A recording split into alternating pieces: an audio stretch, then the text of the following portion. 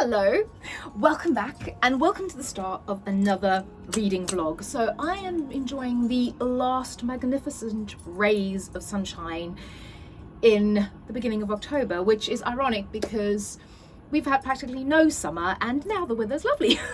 So I am really enjoying it. I'm actually in a t-shirt. I'm gonna go work out later, so hence the attire, but I thought I would start another reading vlog, and today's reading vlog is new release books. So I have got a stack of really lovely books, and you can see some of these are really lovely books that I need to get to, and they're all fairly new releases. So in this vlog I'm going to attempt to read as many of these as I can. I am being fueled by the most delicious whiskey sours cocktail. Cheers. God, that is so good. Anyway, moving on. Actually, let me move this over here because I don't want to spill that. So these are the books. So the first one I've got here is All the Devils by Caitlin Wilson. And again, this is a really great copy of this. This is one of my most anticipated reads of the year. This is Dark Academia, and on the back it says, this year the students at Ravenswood will be raising hell. So first of all, this has to be read in October, right? This has to be read this time of year. And I don't want to know anything else going in. I literally just want to, so I'm gonna say I'm almost 100% sure that this is gonna be read this particular vlog. Then the next one I've got, this one, I was influenced. I will not even try to deny it. The God of the Woods by Liz Moore. Everybody and their uncle is reading this book, and I feel very left out, and I was like, you know what, I'm gonna buy this book and I'm going to read it. So I think the premise of this one is, from all of the other videos that I've seen, is it's set at a holiday camp, and a child goes missing, and she's the daughter of the owner, and then I think years later another child goes missing, and I don't know if it's a sibling, but another child goes missing in the same camp. So I also feel like it's quite I know it's camp, but it just kind of screams autumn to me as well. So I think it's perfect. Plus, like I said, I'm feeling really left out and I want to read it. Then the next one I've got here is The Dagger and the Flame. This is book 1 of the City of Phantom. And oh, this cover, this edition is Wield the Dagger. This edition is absolutely beautiful. Thank you, Waterstones. That is gorgeous. And this is about, in Phantom, a kingdom of cobbled streets, flickering lamplight, beautiful buildings, and secret catacombs. Literally say less. That had me. Shade magic is a scarce and deadly commodity controlled by 2 enemy guilds, the Cloaks and the Daggers, the Thieves and the Assassins. On the night of her mother's murder, 18-year-old Seraphine runs for her life, seeking sanctuary with the Cloaks. Sarah's heart is set on revenge, but are her secret abilities a match for the dark-haired boy whose quicksilver eyes follow her around the city? So this is sort of giving me dark romance, and also that atmosphere just sounds impeccable for this time of year. In a deadly game of revenge, the most dangerous mistake is falling in love, and I love a good revenge love story. Kingdom of the Wicked is just my favorite fantasy series, favorite like romance. So yes, I think this is going to be good. Then this one over here, this again was one of my most anticipated books. It's The Drowning Tide by Alison Saft. Beautiful book. This isn't the special edition, but it's so pretty. So I again, this sort of like dark academia vibe about these kind of rival students, and also there seems to be a fae element, so they seem to be studying the natural world and the fae in this kingdom, and they're on a boat and there's a quest. I believe this is sapphic as well. So yeah, I just think it sounds wonderful, and I'm literally dying to get to this. So again, this is definitely going to get read. And then the last one I've got, I need to move that out of the way, is I've got a very small table, and these are about to fall off the table, which will be fun. So this is The Wren in the Holly Library by K.A. Lind. Again, I was slightly influenced into buying this because I saw someone talking about it and I thought it sounded good. And also, look at that edition. Just look at that edition. So I managed to get a special edition from Amazon, unlike their Amazon warehouse. And this is literally like brand new. you know, I don't, yeah, it's just, I mean, how stunning is this book? Sorry, I'm just like really, this book's beautiful. It's just beautiful. But it also sounded really good. So, it basically, I think it's more of an urban fantasy, this one, but it says, can you love the dark when you know what it hides? Some things aren't supposed to exist outside of your imagination. 13 years ago, monsters emerged from the shadows and plunged Carissa's world into a cataclysmic war of near total destruction. The New York City she knew so well collapsed, particularly, can't talk today, it's too much whiskey sours, collapsed partially overnight. In the wake of carnage, the monster treaty was created, a truce of sorts. But tonight, Kirst, a gifted and fearless thief, will break the treaty. She'll enter the Holly Library, not knowing it's the home of a monster. So this is a girl breaking into a library. And that was kind of the synopsis I heard. And I was like, oh, that sounds good. And I actually like urban fantasy. I know that's probably slightly unpopular opinion because a lot of people don't, but I actually quite like urban fantasy. So I'm really looking forward to this. And this is just the most beautiful book. Right, so I'm going to pick something and start reading and drink the rest of my cocktail, and I'll let you know how it goes. I will see you soon. Bye. Okay, so I picked a book, and it was A Dark and Drowning Tide by Alison Saft. I thought, you know, it was the perfect book for the atmosphere at the moment, so kind of this late afternoon, although the sun has gone now, it's about to dip down, it's actually a really beautiful sunset, and I'm starting to get really cold, so I'm going to decamp to the gym. But anyway, I thought it was the perfect atmosphere to start reading this book. And I've actually gotten quite far in it. I like it so far. Maybe it's just me. I am a little confused. So the story here is that you have this group of people that are at a university, and they're meant to be going on like a expedition to find the source, like a river, like the source of the river, and there's like a magic I think at the source of this river, and they're being sent by their king. And the other thing is that you've got this kingdom where you've got all these different territories, and I think they're all kind of united under the king, but there seems to be some rumbling. So on the kind of political storyline side of it, I think he wants them to find the source of this magic river to help unite the kingdoms, and he may take a queen from whichever territory the source is in, something like that. The world building is fine. I just am, as you can probably hear, a tiny bit confused, but that's fine because I do like the characters. So the main protagonist here is Sylvia and Lorelei, and like I said, they're all all the people on this expedition are they've all been studying different things like botany, sciences, and Sylvia is actually, she studies like the fae and like supernatural creatures, so that's really cool. And like we meet like a Selkie in this, and like a dragonish type of creature comes out of the water. That's really cool. I'm loving that. And I'm loving the fact that she sort of studies that. That's her field. It's very much like Emily Wilde kind of thing. And then you've got Lorelei, who she's kind of second in command of this expedition, and a lot of people are afraid of her, or they keep like, they go to this inn and they tell her like they tell them that she can't stay because where she comes from, they believe that the people in this particular kingdom wield dark magic, so they're kind of like afraid of her in a way. And the two of them are always fighting, and it's very much enemies to lovers, right, with the two of them. So that's really sweet.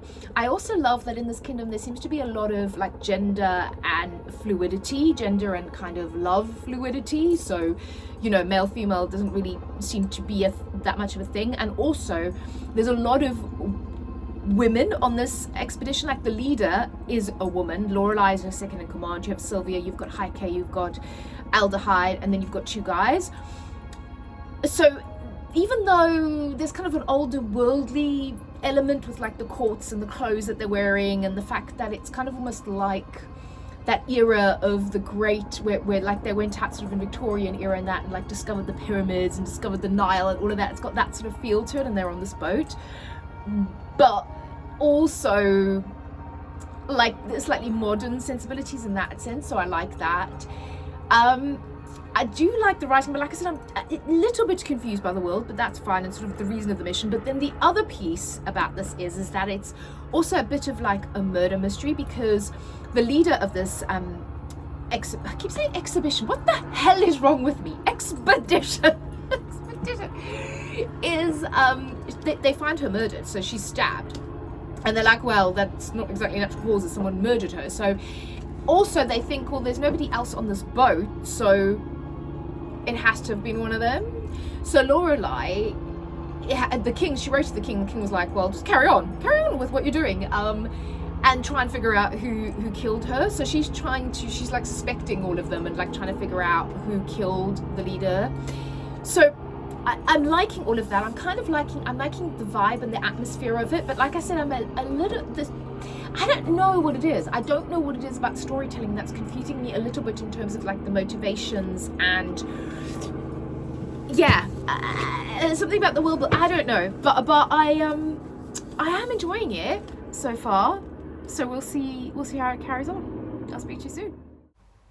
So I went into TK Maxx, and they actually have a really good book section here. So I was just kind of perusing, showing you some of the books.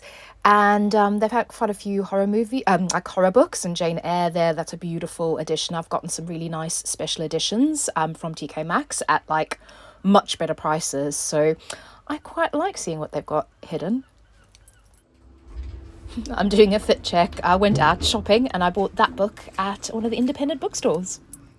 Okay, so my final thoughts on A Dark and Drowning Tide by Alison Saft. It's actually taken me a minute to kind of gather my thoughts. Very dramatic. Because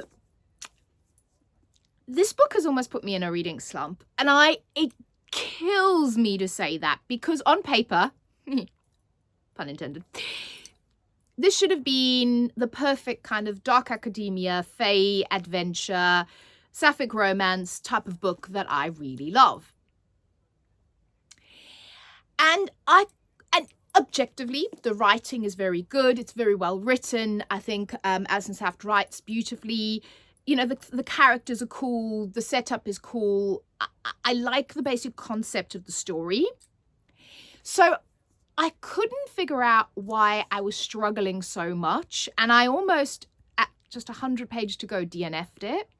Which, for a book that includes essentially a murder mystery, kind of a political plot, and a kind of an adventure to go and find the source of magic, if I'm considering DNFing it with only 100 pages to go, so 2/3 of the way through, it was really a struggle for me. And I think I skim read some of the bits in the end, and I couldn't quite figure out what it was.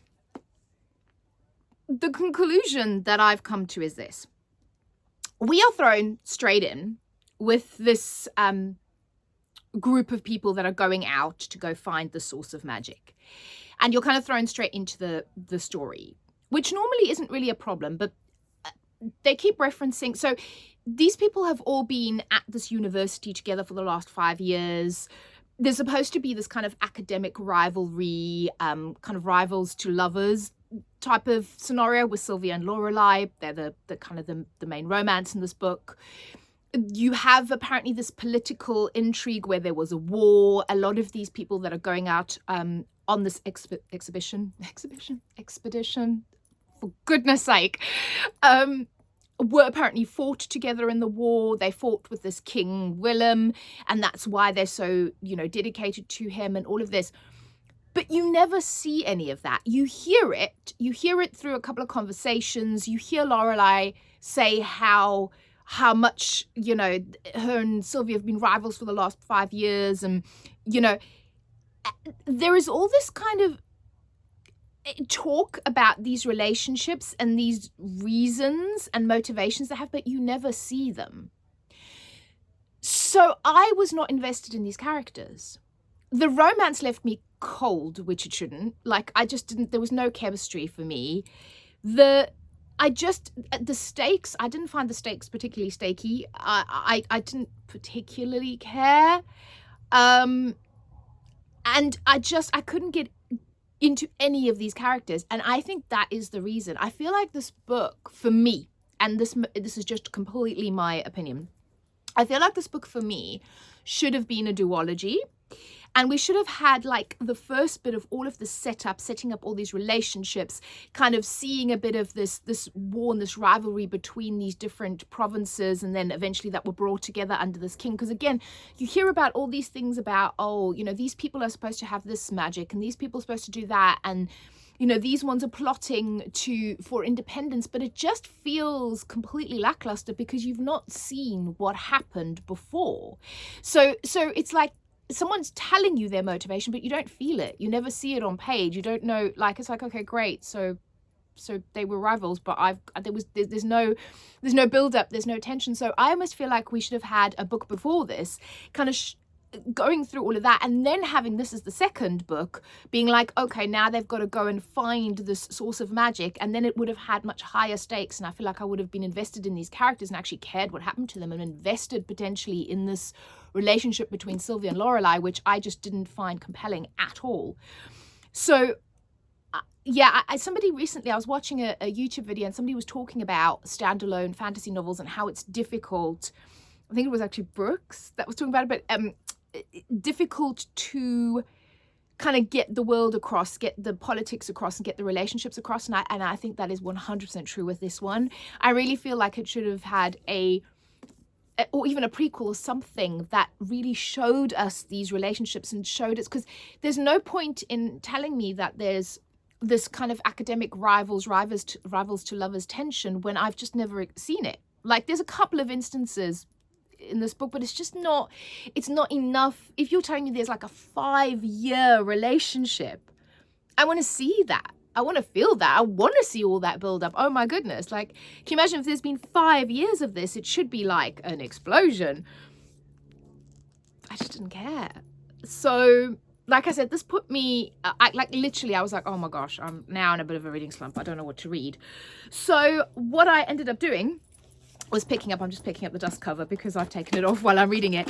I thought, well, what was going to pull me out of a reading slump? And I've picked up The Dagger and the Flame by Catherine Doyle. This is the first in a new series, and it sounds like it's going to be incredibly fun. I mean, the back says, in a deadly game of revenge, the most dangerous mistake is falling in love. So this book is stunning, by the way, and wields the dagger. So I've got the daggers. And what you have is a very cool map. And you also have these, so this is the list of players, which I really love. So you've got, oh, there goes my bookmark. Well, I think I was on chapter 4. You've got the Order of the Dagger, the Order of the Cloaks, you've got the Royal Family, and then you've got the Saints of this world. And the daggers are kind of like the assassins for hire, and the cloaks are like the thieves for hire. And they sort of rule the city. And I think our main character, Sarah, we actually meet her right at the beginning of the book. Her mother is killed. And her mother always said to her that if something would happen to her, she needs to go and find the House of Cloaks and go and ask for refuge and basically become a cloak, because she didn't want her to become a dagger, because the daggers are viewed as like evil because they kill people. And the cloaks are like, oh, we're much better. All we do is we steal from people. Which, if you agree, answers on a postcard. But, so that's kind of the setup. So she sees her mother being killed, and she goes to this House of Cloaks, and where I've just left it is where she's kind of knocked on the door and said she needs refuge. But also she feels like someone's watching her. And it turns out that Ransom, who is a dagger, he is watching her. And you kind of get his perspective as well. And he's kind of going, I don't really understand. Because she's his target. But he's been asked not to kill her that night. He's just been asked to follow her. And he's like, why is this 18-year-old girl my target? And why did they, apparently his boss, like the head of the daggers, was the one that killed her mother. And he's like, well, why? What's so special about her? They're not cloaks, they're not daggers. They're I think they're it's a bit like Foxglove-kin, where they're almost like poison runners, I think. But it's to do with like dark energy and ingesting kind of dark energies and like deaths almost. So I really like that, because I love the Foxglove-kin. I can't wait to read the second book in that series. So this is, thank goodness, is I'm enjoying my time. Like I said, I'm on page, I think I was on chapter 4, she says, after her So we were around, yes, chapter 4, Seraphine. Yeah, also Seraphine is a great name. So I'll update you on how that goes, and hopefully no slumpy. I'll see you soon. Bye. Okay, so the deeper I get into this world and the series, the more I'm liking it. So it does very much remind me of a bit of a combination between the Foxglove King, in the sense that they use this shade, which is basically almost like a poison or a substance that comes from a plant, and then they use it for its like magical properties. So it reminds me of that in terms of like using the plant and then having the daggers kind of ingest it so that they can melt into the shadows and assassinate people.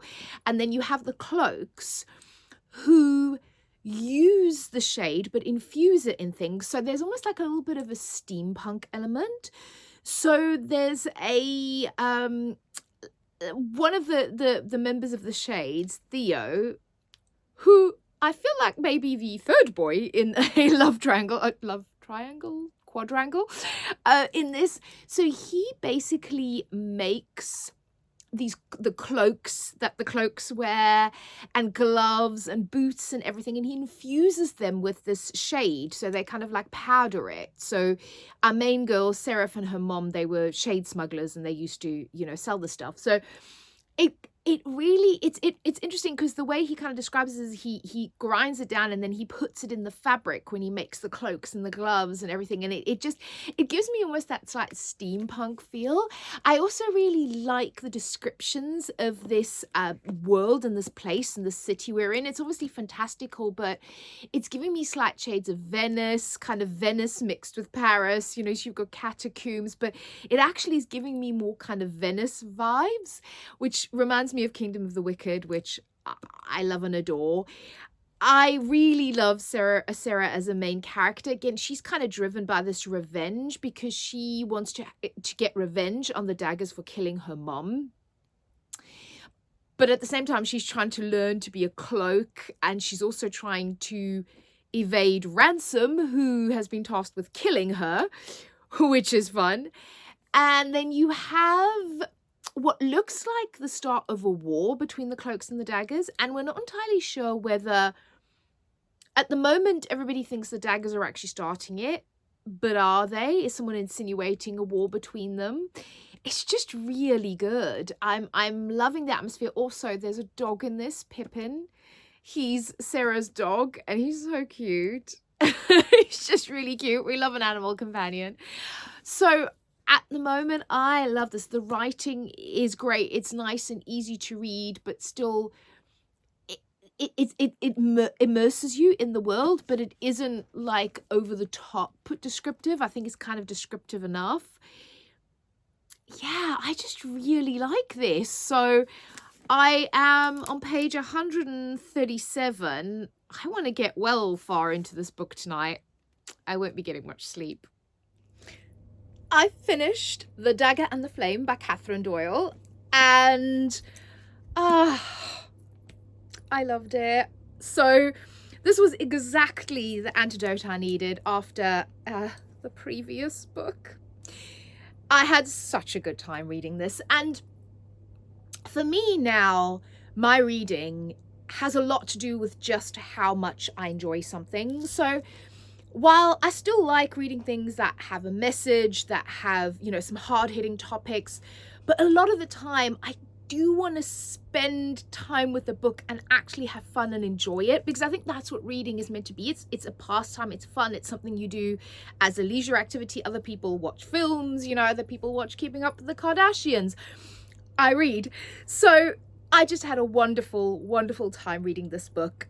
I loved the magic system, this kind of concept of shade, and then also you've got the light fire, so you've got the dark and the light. So again, it very much reminds me of the Foxglove King and kind of that magic system. So I think if you like that, you'll like this. I loved the characters. I was very invested in the romance, and it made me very happy and also broke my heart. The end like really ramps up. You get some fabulous battle scenes, you get a bit of spice. I love that. It's not like perfectly written. There was a sort of a twist, a plot twist that I kind of guessed. That was fine. I don't mind guessing plot twists because I think I said before, it just makes me feel smart. But I will say it kind of came out of nowhere. You suddenly had Sarah talking to Ransom, telling him this, and I was like, whoa, girl, where did that come from? I was like, did I miss something? Anyway, so there was like a little jump, but that's fine. Still enjoyed it. Again, there's another little twist right in the end, which now makes me go, book 2. I'm gonna have to wait forever to book 2. And yeah, I want to read book 2 right now. Come on, Catherine, write it, put it out in the world. I want to read it. But no, I love this. I thought it was great, and I'm really glad I got the special edition because I love this book and I'm really looking forward to book 2. So on that note, I'm gonna pick my next book. Now, my initial thoughts are between these two, The God of the Woods by Liz Moore and All the Devils by Caitlin Wilson. Initially, I really wanted to read this. I'll be honest, I'm a little bit scared.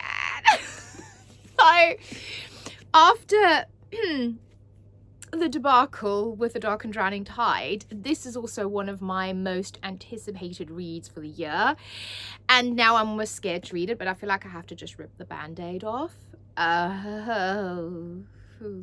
So anyway, I'll procrastinate for a while.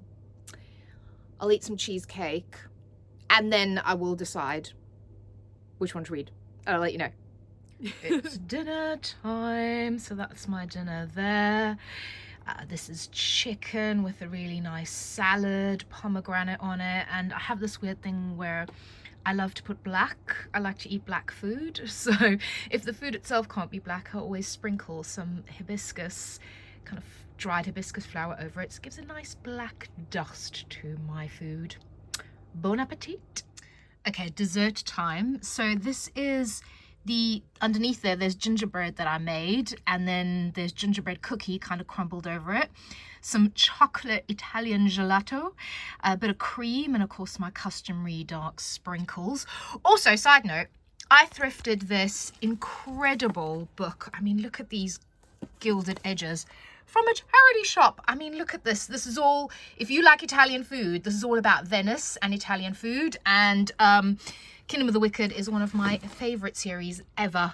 So yeah, I had to get that while I'm doing reading the last installment of Kingdom of the Wicked. Oh, isn't it beautiful? Oh, and then this one, look at that one. This is a notebook. How incredible is that? Okay, now that is how you start a book.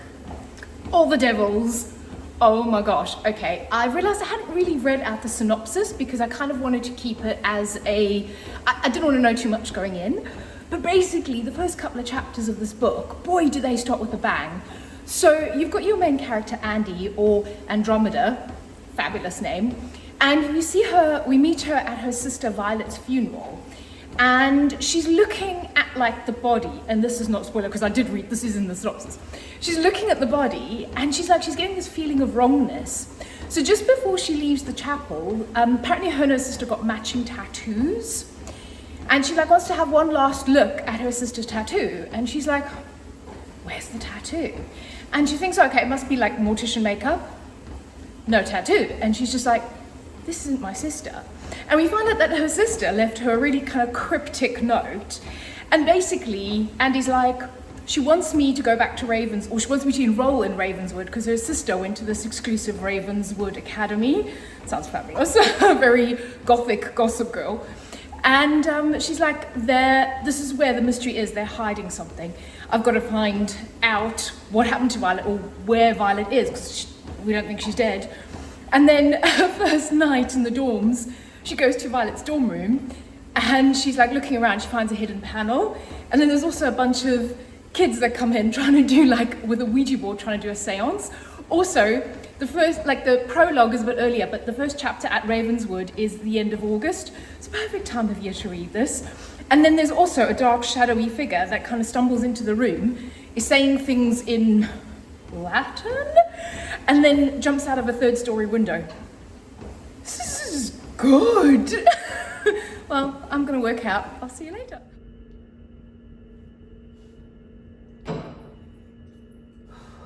Who says you can't exercise and read at the same time? Fit check. Just did some book shopping and some other shopping. I'll show you what I got later.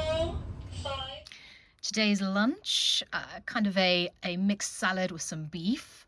And these are some of the books that I picked up. So the bottom ones, up until Secret of Birds and Bone, I actually managed to find secondhand.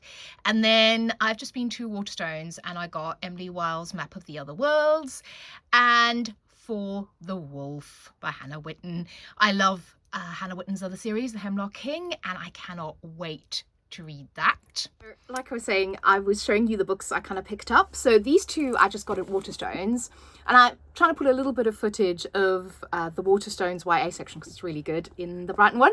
But this is Emily Wilde's Map of the Other Worlds. This is the sequel to Emily Wilde's Encyclopedia of Fairies. It's actually quite funny. I meant to buy Encyclopedia of Fairies and I bought the second one. But hey ho, it doesn't matter. I want to read this anyway. So I was like, now I just need to go back and buy Encyclopedia of Fairies. And this is Hannah Witten, For the Wolf. And I think this is a little bit of like a spin on Little Red Riding Hood. But it's like the first daughter for the throne, the second daughter is for the wolf. And I feel like this is going to be a bit of a good for her type of scenario in here. So I can't wait. That looks really good. And then these books I managed to find in the charity shop secondhand. So this is A Secret of Birds and Bone by Kieran Milkwood Hargrave. And I'm pretty sure I've read a book of hers before. And this is about a girl living on an island and her mother is a bone binder and she makes keepsakes and charms. And it just sounds really beautiful, but also the book itself is really beautiful. I'm assuming this is either a YA or probably a slightly younger middle grade book, but it just looks so pretty. I could not resist. And then this one, we've got Carmilla, The Return. So I mean, look at that, it's so cute. So this is a vampire novel, and it's basically Carmilla is a terrifying erotic tale of the infamous young Countess Karnstein, centuries-old vampire in the body of a bewitchingly beautiful temptress. So it's, like you've got Sheridan Le Fanu's classic Carmilla, but it says, but what if the story didn't end as Le Fanu wrote it?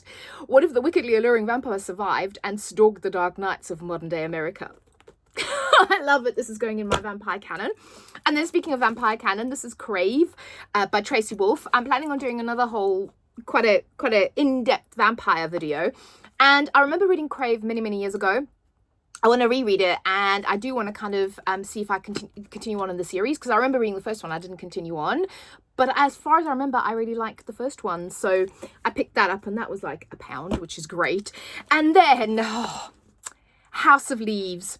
So I have read House of Leaves a few years ago, and for some reason in the move, I feel like I've unhauled it because I had to unhaul a lot of books, just space-wise and like moving-wise. It wasn't practical.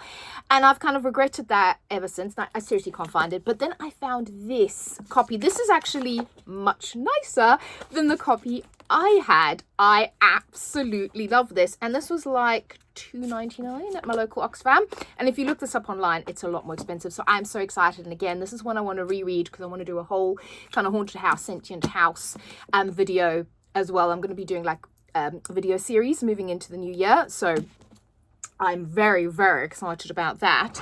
And then I'll just show you what else I got. I'm very excited. Wait, no, let's turn that around.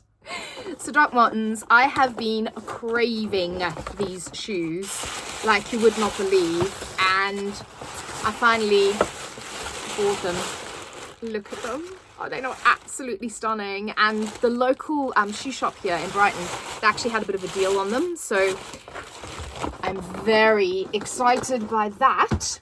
And then for the Halloween prep, I got some spooky casket in, well, what's aspired in casket lights. Then I got some seasonal tea, so rose and cardamom chai from Teabird. And I also got Starry Night, which is a Van Gogh inspired herbal tea infusion, which I'm really looking forward to. Starry Night's one of my all-time favorite paintings, one of my favorite painters. And then I went to Lush. Oh, love Lush. Lush is amazing. And I got one of my favorite perfumes from Lush, which is Lust. And then I got Sticky Dates, which is a body lotion. And I swear, I tried it. I smell like a date pudding. I'm making myself very hungry. And then, what's this? Super Milk. Oh, this is like a leave-in conditioner for your hair. But also, it's so amazing. Like, I use their Candy Rain conditioner, and this just, when the lady was like, you've got to smell this, and if you put this in your hair the whole day, your hair will smell like that, and literally it smells like candy. It is so good. So that was my shopping. I'm gonna enjoy my lunch, and I will speak to you all later with an update on All the Devils. And let me just say, it's going well. I was reading in bed this morning. I absolutely love it. Where's the book? Here is the book. It is, oh my goodness, it is really, really fun. I'm having a really fun time reading it. Page 190, so I'm more than halfway through now, and this kind of, it goes like in some really cool places. So like I said in the beginning, you've got this academy, and the girl, Andy, our main character, she enrolls because she wants to see what happened to her sister Violet. She wants to figure it out. And there's the secret society at this Ravenswood Academy. And the friends of her sister are clearly hiding what's going on here. There's weird goings on in the forest. There's some really cool, like, descriptions of, like, entities. It's just really cool. I'm really enjoying my time with it. Again, I think the writing's not perfect, but it's fun. It is perfect. And what it's perfect for is this time of year, because it is literally, again, we're working our way. It started off in August, and then we jumped to sort of the end of September, and we're now in October, and we're working our way towards Halloween in this as well. So if you're going to read this, read it now, because, you know, it's perfect. You're going to be in exactly the right season for it. So that's me. Like I said, I am going to enjoy my lunch, and I'll speak to you later. Bye. Homemade pumpkin spice mocha in there, and All the Devils. Let's get down to the reading. The new fairy lights are up, so I've got some more roses. I tend to decorate my four-poster with lights, but I thought for the season, let's make them all nice and bright and colourful. So yes, we've got some fresh decor. Okay, so I have finished All the Devils by Caitlin Wilson, and I had a really, really great time with this book. I think in terms of the writing of the book, I do think it's more, it's weird because it veers between kind of reading quite YA, and then there are some scenes that are actually pretty gruesome, pretty scary, you know, proper like horror scenes that I think are a little bit more, yeah, they're more intense. But just overall, I had a really fun time with this book. I really enjoyed it. So like I said, this was one of my most anticipated reads. And after A Dark and Drowning Tide, I was a little bit afraid, but I will say that I really, really enjoyed it. And I'm so glad I read it. I think it's perfect for this season as well, because again, we have Halloween in this book. So if you're going to read it, now is a perfect time to read it. So the whole book is set at this Ravenswood Academy, which is, again, something that I love. It's very, you know, dark academia. I did hear somebody, and I think this is a really great point, saying about dark academia that quite often with dark academia, it's set at a school or at a college or university, but there's not much actual academia happening. And I think that's a really great point. And I will say that this book, yeah, it's kind of set at the library, it's set at the school, but there's not much academia as such. So if you're looking for the academia aspect, there isn't. But you have these two characters, so Andy and Jay, who are kind of working together. So they give me that, they're a little bit like Good Girl's Guide to Murder. That sort of kind of dynamic of the two of them working together to kind of solve this mystery of what happened to Andy's sister. What is this kind of what is happening at this academy, what's going on with this. You've got like occult secret societies. You've actually got Yale and secret societies mentioned in that. So I was like, throwback to a sleep audio girl. I love that. So there was a bit of the idea of this is kind of the high school. Actually, that's a really, really good point. This is kind of the high school version of that. So, you know, if you love Hellbent and that series, that might be kind of that version of it. But there's actually a throwback to them talking about Yale and the secret societies at Yale. So that was quite cool. So like I said, overall, I liked their relationship. I thought there was some cool twists and turns. This book also kind of goes into demons and the underworld and crossing over, and you know, kind of what happens to you after you die. And I love all the kind of the mythology that was mixed in. It had a lot of kind of Egyptian mythology. So the necklace I wear is actually Anubis, and it's the Ankh, the key of life on here. And I've always loved kind of Egyptian mythology and the Book of the Dead and all of the mythology that kind of sits in North Africa around that. So I really found that interesting. I love that kind of idea in this book. Like I said, it was a fun ride. I think it's a perfect kind of seasonal read.